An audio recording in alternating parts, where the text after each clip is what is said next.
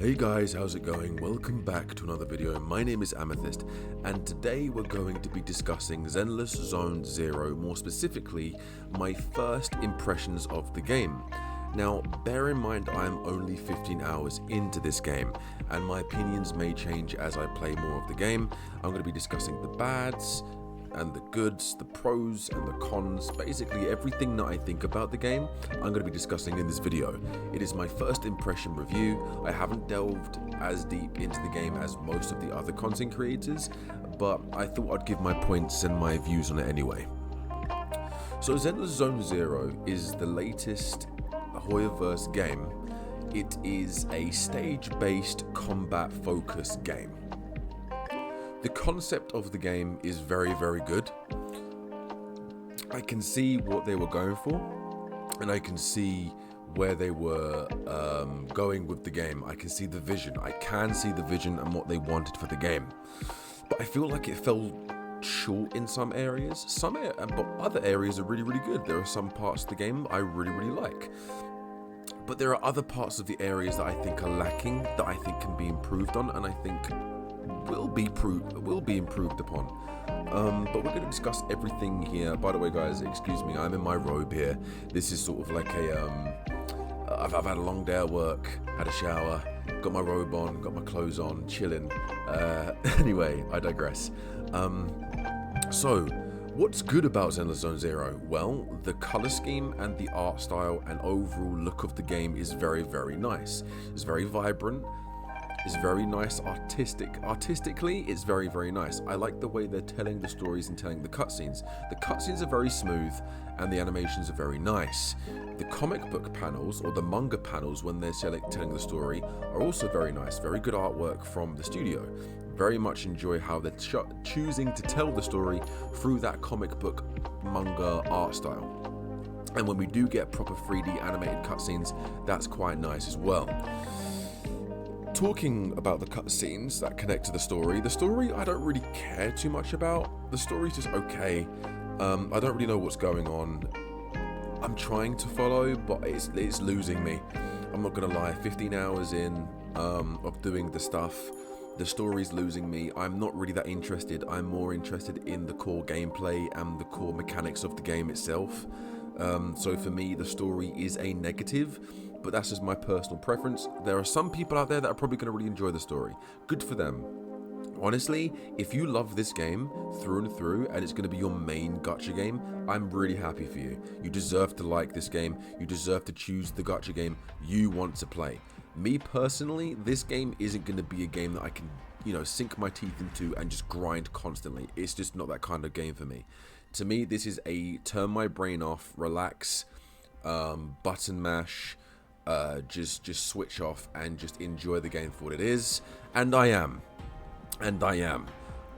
People that are comparing it to Wuthering Waves is a different style of genre of game. Wuthering Waves is an open world anime gacha game. It's an open world RPG gacha game. This is an open world. There is a hub world and there are stages. The way you go into missions is that you click the mission you want to do, you go into the stage, you do the stage. I like that concept a lot. I think that's very, very good. It reminds me of old PlayStation 2, PlayStation 3 games where you'd look at the map, you choose where you want to go, what mission you want to do, you do the mission complete, get your rewards, go into the next mission. I like that concept a lot. I think that's a very good idea. I see what they were trying to do there. Hoyoverse, if you do ever watch this, which I don't think you ever will do, but I think that was a very good choice and a very good path to go down, because there isn't a gacha game, in my opinion, like it. Well, there probably is, but any gacha game that I've not played a gacha game like it. That's what I was trying to say. I think the combat is very linear and very basic, but enjoyable to an extent. It's very simple, very, very brain dead, and I don't mean that in a negative way. Just because I say brain dead does not mean that in a negative way. It is literally left click, left click, left click, dodge at the right moment. The dodging is actually very satisfying. If you get a perfect dodge encounter, the drop off effect of your counter hits and the way they sound, very, very nice, very satisfying. But the combat is literally left click, left click, left click, dodge, left click, oh wait, there's a quick time event where you can choose left or right. You choose left and one character comes out. You choose right, your other character comes out. I do like the switching mechanic, especially when you get a good rhythm. If you get a good rhythm with your team, then you can switch in like this constant over and over and over and over and over again. And the more times you switch in, the better the drop off is for your moves. And what I mean by that is when your team comes in and they hit the enemy, it sounds like a thunder crash. It literally sounds like your heroes or your characters are beating the absolute shit out of the enemies, and you feel that the drop off is very, very nice. It feels nice, it sounds nice, but just because it feels and sounds nice doesn't mean the combat is good by any means. I think the combat is solely designed for casual players. If you're looking for Wuthering Waves style combat, you're not going to get that. People comparing the combat from this to Wuthering Waves, I'm sorry, but in my opinion, the Wuthering Waves combat is an entirely different league. It's an entirely different league to this. If you want in-depth combat and someone says that Zenless Zone Zero has more in-depth combat than Wuthering Waves, I'm sorry, you are just incorrect. Okay? The combat in Zenless Zone Zero is satisfying to an extent. The switch-ins are satisfying. The colors are satisfying. The sound design of each move. The sound design is perfect. The music, the effects, everything in that regard. The music team, like the OST music sound design team, you did a phenomenal job. Well done. The vibrant colors are very attracting. I think that the TVs are good for a decent while. The concept of the TVs are good. I just wish they weren't as long as they were. Sometimes I'll be in TVs for like 5-6 minutes, like, and that's real time. If I clicked start on my phone, I'd be in the TV section for six, sometimes 7 minutes. And I think that can sometimes be too long. It depends on the stage. Some stages TVs are shorter. Some stage TV zones are longer. And this was an improvement, guys. These TVs are an improvement to what they were in the CBT. So I think they need to shorten them a little bit longer. I like the concept of the TVs. I like the concept, but it needs to be executed in a better way. Also, I think the character designs in this game, very nice. I do like the character designs in this game. I think each character designed very, very well. The voice acting is very, very good. The voice acting for the dub is very, very good. I applaud all the voice actors. I applaud everyone that worked on these characters. They did a very good job. Congratulations. Map design is very basic. At first I was like, oh, I like this design, I like this aesthetic, but the map design is very basic. It doesn't take you long to see what's going on here. You're basically playing the exact same map every single time. Map design is kind of basic. It's kind of whatever. What else do we have? The mini games, like the Snake, the Tetris, everything, very, very fun. I'm looking forward to playing with my friends on that. I am very much looking forward to playing with my friends on that. It's going to be definitely a fun thing for me to do, and definitely a fun thing for me to have fun and make videos on, of just me having fun with my friends. So if you guys want that in the future, leave that in the comments below. I think I've gone over, I think, most of the things that I wanted to talk about. That's it. The HUD. The HUD's very easy, very nice. The menu screens and where you want to go is very easy to navigate. I think it's very well designed. And yeah, I think that's everything for me. The gacha element of the game, I think, is very bland. I think when you're summoning for a 5-star or an S-tier hero or whatever they're called, I think that's very bland. They need to change those animations, or at least make you feel like when you get an S-tier, that you actually feel more hype. Look at Honkai Star Rail. When you see that golden ticket glow rainbow and the music like ramps up, goes, and